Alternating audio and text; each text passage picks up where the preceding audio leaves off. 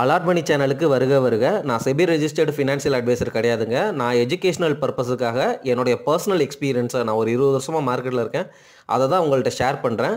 நீங்கள் எந்த முடிவு எடுக்கிறதா இருந்தாலும் உங்கள் நிதி ஆலோசகரை அணுகி அதுக்கப்புறம் பணத்தை போடுறத பற்றி முடிவு பண்ணுங்கள். நன்றி.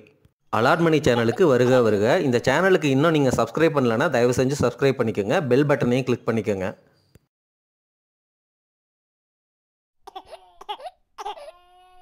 டைரக்ட் ஸ்டாக்கில் இன்வெஸ்ட் பண்ணணும்னு முடிவு பண்ணிட்டா தயவு செஞ்சு பேஷண்ட்டாக ஒரு 10 வருஷமாவது இருக்கணும் அப்படிங்கிற நோக்கத்தோடு உள்ள வாங்க.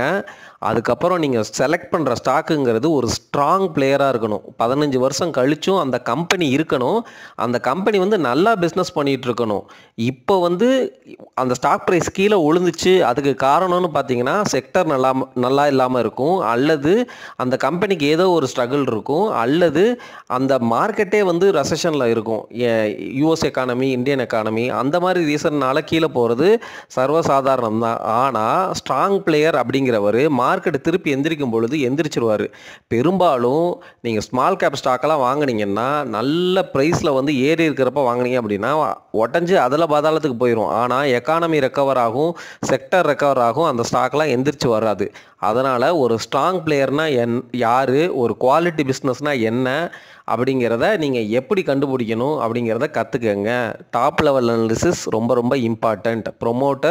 ப்ரொமோட்டருடைய ஷேர் ஹோல்டிங், அவங்க என்ன மாதிரி பொட்டன்ஷியல் பிஸ்னஸ் க்ரோத் வச்சுருக்கிறாங்க, மார்க்கெட்டில் அவங்களுக்கு என்ன மாதிரி கம்பிட்டன்சி வேல்யூ இருக்குது, அந்த ப்ரொமோட்டருடைய பாஸ்ட் ஹிஸ்ட்ரி என்ன, இந்த மாதிரி சூழ்நிலைகள் கடந்த காலத்தில் நல்லாவே வந்திருக்கும்.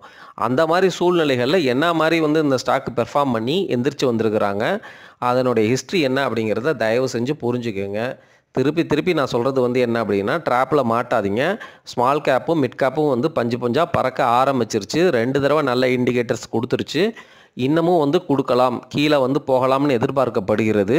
அதுக்காக எல்லா ஸ்மால் கேப்பு எல்லா மிட் கேப்பும் போகும் அப்படிங்கிறதுலாம் அவசியம் இல்லை. நீங்கள் மியூச்சுவல் ஃபண்டில் போட்டிருக்கீங்க, இண்டெக்ஸில் போட்டிருக்கீங்க, உங்களுடைய லாங் டேர்ம் கோல் 15 வருஷம் அப்படின்னா நீங்கள் பயப்பட தேவையில்லை. என்னைக்காக இருந்தாலும் கீழே போகிறது மேலே வந்துடும். அதுவும் இல்லாமல் நீங்கள் இண்டெக்ஸ்லையும் மியூச்சுவல் ஃபண்டு மூலமாகவும் தான் போகிறீங்க. ஸோ அவங்க ரெக்கவர் ஆகிறதுக்கு சான்ஸ் இருக்குது. நான் பேசின வரைக்கும் பார்த்த வரைக்கும் நீங்கள் எல்லாம் இண்டிவிஜுவல் ஸ்மால் கேப் ஸ்டாக்கை பிடிச்சி வச்சுருக்கிறீங்க. நான் 2008-09 மாட்டின மாதிரி நீங்கள் மாட்டிக்கக்கூடாது அப்படிங்கிற அக்கறை. ஸோ அதனால் கேர்ஃபுல்லாக உங்கள் ரிஸ்க் ப்ரொஃபைலையும் உங்களால் எவ்வளவு தாங்க முடியும் அப்படிங்கிற சக்தியையும் அனலைஸ் பண்ணிவிட்டு, அந்த ஸ்டாக்கு நட்டத்தில் இருக்கே, திருப்பி அதே ப்ரைஸுக்கு வந்துருமே, அப்போ நான் விற்றுக்கிறேனே அப்படின்லாம் இல்லாமல், நட்டமாக இருந்தாலும் பரவாயில்லை அப்படிங்கிற அளவுக்கு முடிவெடுக்கிற துணிச்சல் உங்களுக்கு வரணும். உடனே விற்கணுங்கிற அவசியம் இல்லை, பட் அந்த மாதிரி பண்ணாலும் உங்களுக்கு நல்லது தான் நடக்கும்.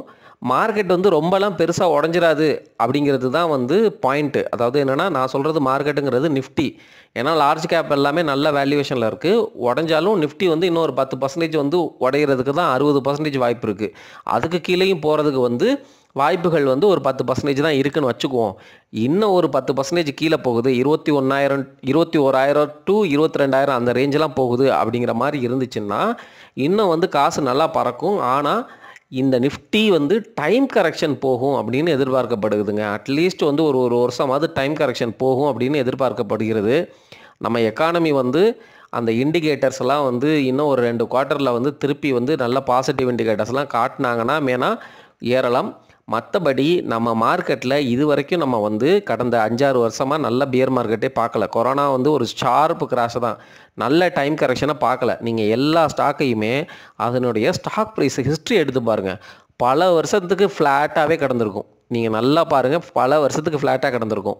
ஸோ இப்போ இருக்கிற வாய்ப்பு அப்படிங்கிறது உடஞ்சி கீழே அதுக்கப்புறம் அதே மாதிரி பல வருஷத்துக்கு கன்சாலிடேட் ஆகிறதுக்கு வாய்ப்புகள் இருக்குது. அதை புரிஞ்சுக்கங்க.